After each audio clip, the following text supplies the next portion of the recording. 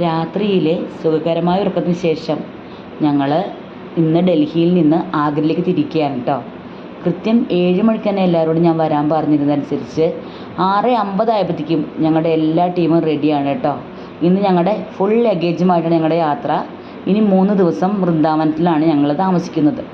അങ്ങനെ താഴെ എത്തി ഓരോ ചായയും കുടിച്ച് എല്ലാവരും ഫ്രഷായി വണ്ടിയിൽ കയറി. ഞങ്ങൾക്ക് ഭക്ഷണം വഴി കഴിക്കാനുള്ള ഭക്ഷണം വണ്ടിയിൽ കരുതിയിട്ടുണ്ടായിരുന്നു. അങ്ങനെ ന്യൂഡൽഹിയിലെ രാജവീതിയിലൂടെ പോവുകയാണ് കേട്ടോ. ഞങ്ങളിൽ പലരും ആദ്യമായിട്ടാണ് ഡൽഹിയിൽ വരുന്നത്. അതിൻ്റെ കൗതുകം എല്ലാവർക്കും ഉണ്ട് താനും. പിന്നീട് ഞങ്ങളിനിയിപ്പോൾ താജ്മഹൽ കാണാനുള്ള എക്സൈറ്റ്മെൻറ്റിലാണ് എല്ലാവരുടെയും മനസ്സ്. അങ്ങനെ ഫുഡൊക്കെ കഴിഞ്ഞു. നല്ല വൃത്തിയുള്ള സ്ഥലമായിരുന്നു കേട്ടോ, പറയാതിരിക്കാൻ നിവർത്തിയില്ല. ബാത്റൂം ആയാലും എല്ലാം, വഴിയരികിലെ റോഡും എല്ലാം വൃത്തി തന്നെ. അങ്ങനെ ഞങ്ങൾ താജ്മഹൽ എത്തി കേട്ടോ. താജ്മഹൽ എത്തി. അവിടെ നിന്ന് കുറച്ച് 500 മീറ്റർ നടന്നിട്ട് വേണം നമുക്ക് അവിടേക്ക് എത്താൻ, അതിന് എൻട്രൻസിലേക്ക് എത്താൻ. എൻട്രൻസിന് ഒരാൾക്ക് കയറുവാനായി 250 രൂപയാണ് താജ്മഹലിൻ്റെ മുകളിൽ കയറുവാനായി. അതല്ല, പുറത്തുനിന്ന് മാത്രം കണ്ടാൽ മതിയെങ്കിൽ 50 രൂപ മതിയാവും. മാത്രമല്ല 5 രൂപ കൊടുത്ത് കാലിൽ ധരിക്കാനുള്ള ഒരു ഉറയും ഞങ്ങൾ വാങ്ങിച്ചിട്ടുണ്ട്. കാരണം അതിൻ്റെ മുകളിൽ വൃത്തികേടാവാതിരിക്കാനുള്ള പ്രിക്കോഷനാണ്. നമ്മൾ എല്ലായിടത്തും നടന്ന കാല് കൊണ്ട് അവിടെ കയറാൻ പറ്റുകയില്ല. അങ്ങനെ 250 രൂപ ടോക്കണും എടുത്തു. ടോക്കൺ എടുത്തപ്പോൾ ഒരു കോയിൻ പോലത്തെ ഒരു റൗണ്ട് ആയിട്ടുള്ളൊരു ടോക്കണും കിട്ടി. ഒരു 250 രൂപയുടെ പേപ്പറും കിട്ടി.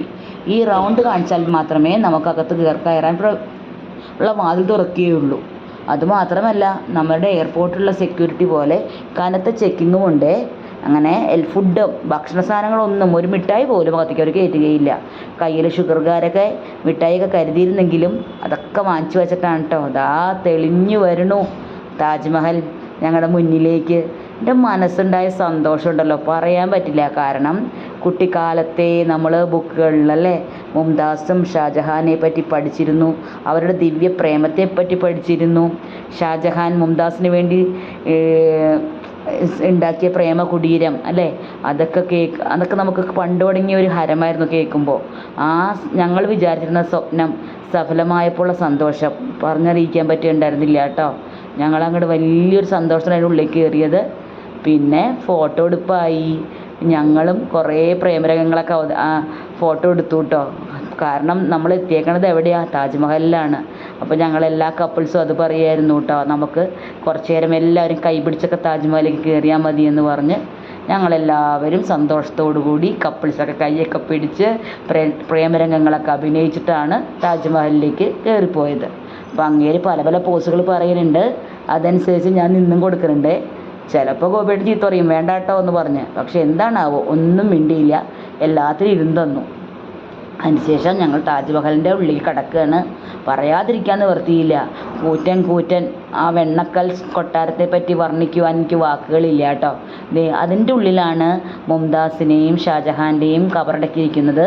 പക്ഷേ അവിടെ നമുക്ക് വീഡിയോ അലൗഡ് അല്ല. ഞാൻ ആരും കാണാൻ ഇത്തിരി എടുത്തതാണ്.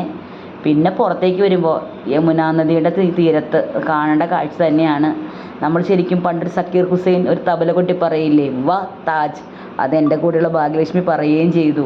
അതിനുശേഷം ബാറ്ററി വണ്ടിയിലാണ് കേട്ടോ ഞങ്ങൾ തിരിച്ച് പുറത്തേക്ക് പോയത്. ആദ്യം പോയപ്പോൾ ഒരാൾക്ക് 20 രൂപയാണ് വണ്ടിക്ക് ചാർജ്. ആദ്യം പോയത് ഞങ്ങളുടെ വഴി തെറ്റിപ്പോയെങ്കിലും, കാരണം 4 വശവും ഒരുപോലെ ഇരിക്കുകയാണ്. അങ്ങനെ ഞങ്ങൾ പിന്നെ തിരിച്ച് വന്ന് ഞങ്ങളുടെ വണ്ടിയിലെത്തി. ചൂട് കാരണം എല്ലാവരും നല്ലോണം തളർന്നിരുന്നു കേട്ടോ. നമുക്ക് ഇവിടുത്തെ ചൂടേ നമുക്കങ്ങനെ പറ്റണില്ല. പറയുമ്പോൾ നമ്മുടെ നാട്ടിലിപ്പോൾ അധികം ചൂടില്ലെങ്കിൽ പോലും.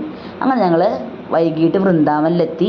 വൃന്ദാവനത്തിൽ രാത്രി ഭക്ഷണവും കഴിഞ്ഞ് നാളെ കാലത്ത് 7 മണിയോട് കൂടി എല്ലായിടം കാണാമെന്നുള്ള ഇതിൽ പിരിഞ്ഞേക്കാണ്. ബൈ.